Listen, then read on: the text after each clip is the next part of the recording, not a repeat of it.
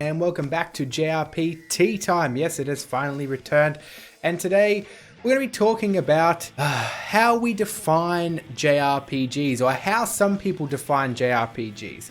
Because I find it really strange when people say this or that is the best JRPG. JRPGs aren't like a singular genre. You can't just say something is the best JRPG because there are so many different types of JRPGs and different subgenres.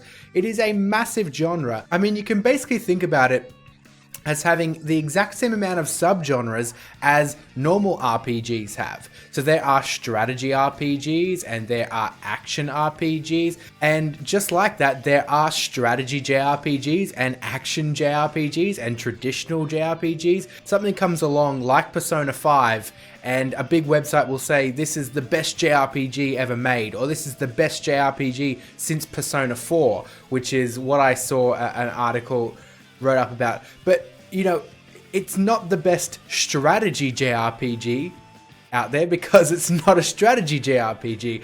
You know, it's very strange. I just find it very odd. It is a very good JRPG, and I still have my review coming, by the way. It's a very good JRPG, but it's not like the best JRPG because how do we define JRPGs? There's another thing that really bugs me is when people say things aren't a JRPG just because of some sort of arbitrary requirements. As far as we know, there really isn't much else that defines a JRPG besides it being a role-playing game from Japan.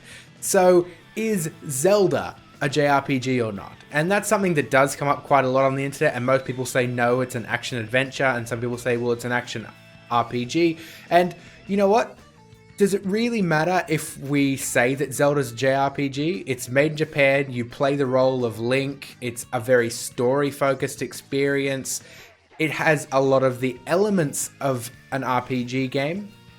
Just because it doesn't have like a level up system, does that mean it's not an RPG? You know, that's the kind of thing that I find really pointless. If somebody just, you know, happens to bundle in Zelda with JRPGs, it really doesn't matter. We don't have to have a big argument about it. And I often do bundle in things that may not be considered 100% JRPG into the JRPG genre because it's so massive. You know, I hate having to qualify that my channel is dedicated to JRPGs and other Japanese games because, you know, if I say it's just JRPGs and then I cover something like Zelda, then people get angry about it. When really, I mean, is Zelda that far away from a JRPG that we have to be having an argument about it? Can't we just call it a JRPG? So that's another thing that kind of bugs me about this, how we define JRPGs. Like, there really isn't like a list of things that we need to have for it to be a JRPG. And I, for one, you know, being a fan of JRPGs and running this channel, am happy to let things into the JRPG family that may not 100% be there. And that's fine. I think that's fine to do that. I really try and stay out of the arguments that try and push things in or out of the JRPG genre. But as I say, there are so many different genres. There are so many different subcategories. There is no point in saying something is the best JRPG. You could say that Persona 5 is a very good turn-based RPG, or possibly the best turn-based RPG ever made. But what do you guys think? Let me know down in the comments section, please. How would you put Zelda, for instance? Would you make that a JRPG or would you keep that out? What is a JRPG to you and how do you define them? Let me know in the comments section.